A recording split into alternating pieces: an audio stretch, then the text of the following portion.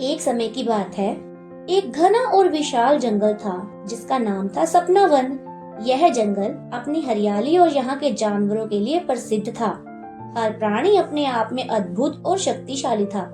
इस जंगल का राजा एक शेर था जिसका नाम था सिंहवीर। सिंहवीर का राज जंगल के हर हिस्से में था और उसका डर जंगल के सभी जानवरों में बस चुका था। उसकी ताकत और जंगल के प्रति उसके कर्तव्यों ने उसे सभी का आदर्श बना दिया था। सिंहवीर को एक दिन जंगल के गहरे हिस्से में शिकार करते हुए एक खूबसूरत शेरनी दिखाई दी जिसका नाम था तारा। तारा को देखकर सिंहवीर ने उससे कहा कि क्या तुम अपना जीवन मेरे साथ बिताना चाहोगी? तब तारा मुस्कुराई और बोली, सिंहवीर, तुम एक महान राजा हो और तुम्हारी शक्ति और साहस मुझे आकर्षित करते हैं। मैं तुम्हारे साथ हमेशा रहना चाहती हूँ। इसके बाद दोनों ने एक साथ मिलकर जंगल के सभी हिस्सों में शिकार किया और जंगल के अन्य जानवरों से दोस्ती की और धीरे धीरे एक दूसरे के प्यार में पूरी तरह से डूब गए। उनका प्यार जंगल के हर कोने में फैल गया और वे जंगल के आदर्श जोड़े बन गए। सिंहवीर और तारा के प्रेम के चर्चे पूरे जंगल में थे। उन्हें देखकर सभी जानवरों ने उनकी खूब तारीफ की। एक दिन जंगल में एक नया खतरा आया। एक लकड़बग्गा जिसका नाम था कालू जंगल में आकर सिंहवीर के अधिकार को चुनौती देने लगा। कालू बहुत चालाक और खतरनाक था। वह जंगल के अन्य जानवरों को धमकाकर उनका शिकार करता था। सिंहवीर को पता चला कि कालू जंगल के आकर उसके शासन को हिलाने की कोशिश कर रहा है। तो सिंहवीर ने तारा से कहा, हमें कालू को चुनौती देनी होगी। वह हमारी शांति और सुरक्षा के लिए एक बहुत बड़ा खतरा है। तारा ने सिंहवीर से कहा, सिंहवीर, हम दोनों मिलकर उसे हराएंगे। सिंहवीर और तारा जंगल के सबसे मजबूत और दुर्जय जोड़े के रूप में कालू के खिलाफ खड़े हो गए। दोनों एक दूसरे के साथ मिलकर कालू से लड़े। कालू अपनी तेजी और चालाकी से उन्हें धोखा देने की कोशिश करता रहा, लेकिन सिंहवीर और तारा की शक्ति और प्यार ने उसे हराया। लकड़बग्गा, जिससे अंत में पराजित होना पड़ा, जंगल के बाहर भाग गया और कभी वापस नहीं आया। इस जीत ने जंगल के सभी जानवरों को यह सिखाया कि जब प्रेम और एकता होती है तो कोई भी शक्ति टिक नहीं सकती। सिंहवीर और तारा की जीत के बाद जंगल के अन्य शेरों ने सिंहवीर को एक सभा के लिए बुलाया। सभी शेरों ने सिंहवीर से पूछा कि वह जंगल में शांति और साम्राज्य बनाए रखने के लिए क्या उपाय करेंगे। सिंहवीर ने अपने आदर्श को सभी के सामने रखा और कहा, हम सभी को अपनी ताकत से अधिक अपने विवेक का इस्तेमाल करना चाहिए। शेर का असली बल उसकी शक्ति में नहीं बल्कि उसकी समझ और बुद्धिमत्ता में होता है। सिंहवीर के शब्दों ने सभी शेरों को प्रभावित किया।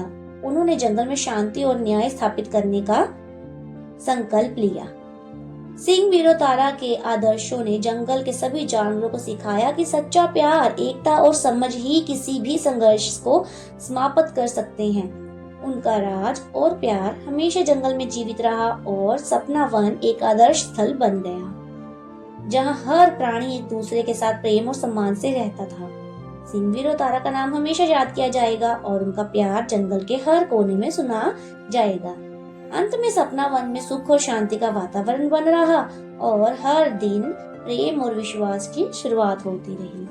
तो फ्रेंड, आई होप कि आपको ये वीडियो पसंद आई होगी। तो मिलती हूँ इसी तरह की और वीडियो के साथ। तब तक खुश रहो, मस्त रहो और जिंदगी हंसकर खुलकर जियो। Thank you. बहुत समय पहले की बात है। अफ्रीका के एक विशाल और हरे भरे जंगल में एक शानदार राजा मुफासा राज करता था। वह जंगल का सबसे बलवान और बुद्धिमान शेर था। मुफासा के साथ उसकी पत्नी सराबी और उनका प्यारा बेटा सिम्बा भी रहते थे। पूरा जंगल मुफासा की तरह समृद्ध था और उसका न्यायप्रिय शासन सबके दिलों में बस गया था। मुफासा का जंगल में बहुत सम्मान था। वह सभी प्राणियों से प्यार करता था और अपने राज्य की देखभाल करता था। वह जानता था कि एक राजा का काम केवल शासन करना नहीं बल्कि अपने राज्य की भलाई के लिए हमेशा सही निर्णय लेना भी है। अपने बेटे सिम्बा को वह यही सिखाना चाहता था। मुफासा चाहता था कि सिम्बा एक दिन अच्छा राजा बने और जैसे वह खुद है। लेकिन मुफासा के भाई स्कार का दिल ईर्ष्या और द्वेष से भरा हुआ था। स्कार हमेशा मुफासा से जलता था क्योंकि वह जानता था कि राजा का ताज सिम्बा के सिर पर होगा। स्कार ने कई बार मुफासा को परेशान करने की कोशिश की, लेकिन हर बार मुफासा ने उसे हरा दिया। एक दिन स्कार ने एक खतरनाक योजना बनाई। उसने सिम्बा को बहलाया और उसे एक गहरी घाटी में जाने को कहा। वहाँ स्कार ने अपने दुष्ट साथी हाइना से मदद ली और एक दुर्घटना का बचाव किया। उसने सिम्बा को उस घाटी में फंसाकर उसकी जान लेने की कोशिश की, लेकिन मुफासा ने समय रहते अपने बेटे को बचा लिया। मुफासा जानता था कि उसे अपने बेटे को यह समझाना होगा कि जंगल में उसके जीवन की सुरक्षा और जिम्मेवारी दोनों का ध्यान रखना कितना महत्वपूर्ण है। वह सिम्बा को एक जगह पर ले गया जहाँ से पूरी जंगल की सुंदरता दिखाई देती थी। मुफासा ने सिम्बा से कहा, देखो बेटे, तुम्हारा राज्य केवल तुम्हारा नहीं है, यह सभी प्राणियों का घर है और तुम्हारी जिम्मेदारी है कि तुम इसका संरक्षण करो। सिम्बा ने अपने पिता की बातें सुनी और समझा कि जंगल का राजा बनने के लिए उसे बल, समझदारी और प्यार की जरूरत होगी। हालांकि स्कार अपनी नापाक योजनाओं से बाज नहीं आया। उसने एक दिन एक बड़ा षड्यंत्र रचते हुए सिम्बा के सामने मुफासा को धोखा दिया। एक बड़े तूफान में स्कार ने मुफासा को झोंका और उसे एक खतरनाक पहाड़ी से गिरने के लिए मजबूर कर दिया। मुफासा की मृत्यु ने सभी को स्तब्ध कर दिया। सिम्बा इस घटना को अपने जीवन का सबसे बड़ा दुख मानता था और उसने खुद को दोषी ठहराया। लेकिन सिम्बा का दिल कमजोर नहीं था।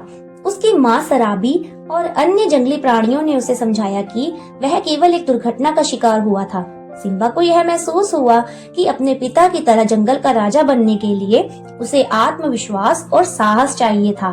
सराबी ने उसे हमेशा यही सिखाया कि उसका पिता हमेशा उसके दिल में रहेगा और उसे मार्गदर्शन करेगा।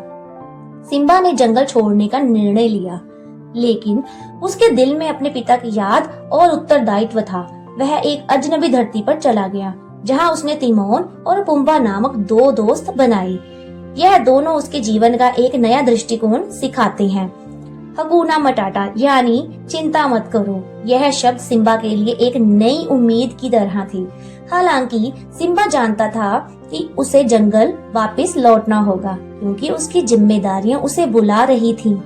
इसी दौरान स्कार का शासन जंगल में अराजकता और अव्यवस्था का कारण बन चुका था। उसके शासन के तहत जंगल की समृद्धि समाप्त हो चुकी थी। जानवरों का जीवन कठिन हो गया था। सिम्बा को अब यह समझ में आ गया था कि वह ही जंगल का सही राजा है और वह अपने पिता की विरासत को फिर से स्थापित करने के लिए वापस लौटेगा। सिम्बा ने अपने दोस्तों तिमोन और पुम्बा के साथ जंगल की ओर वापसी की। उसकी यात्रा के दौरान उसने अपने बचपन की यादें याद की और उसे यह महसूस हुआ कि वह अपने पिता की तरह जंगल की देखभाल करने के लिए तैयार है। जब वह जंगल लौटता है तो उसने स्कार को चुनौती दी। यह संघर्ष बहुत ही गहरा था, लेकिन अंत में सिम्बा की जीत हासिल हुई। स्कार ने अपनी सजा पाई और जंगल में शांति लौट आई। अब सिम्बा जंगल का नया राजा था। उसने अपने पिता की तरह न्यायपूर्ण शासन किया और जंगल के सभी प्राणियों के साथ भाईचारे के साथ राज किया। सिम्बा ने यह सिखाया कि राजा केवल ताकत से नहीं बल्कि समझदारी, प्यार और समर्पण से बनता है। मुफासा की आत्मा हमेशा सिम्बा के साथ थी और सिम्बा ने अपने पिता की तरह जंगल का संरक्षण किया। सिम्बा का शासन न केवल शांति से भरा था बल्कि सभी प्राणियों के लिए एक प्रेरणा बन गया। जंगल का हर कोना अब खुशहाल था और समृद्धि ने फिर से अपनी जड़ें पकड़ ली। इस तरह सिम्बा ने अपने पिता मुफासा की यादों को जीवित रखा और जंगल का एक महान और न्यायपूर्ण राजा बन गया, जिससे उसका नाम हमेशा के लिए अमर हो गया। सो फ्रेंड्स, आई होप कि आपको ये वीडियो पसंद आई होगी। तो मिलती हूँ इसी तरह की और वीडियो के साथ। तब तक खुश रहो, मस्त रहो और जिंदगी हंसकर खुलकर जियो। Thank you.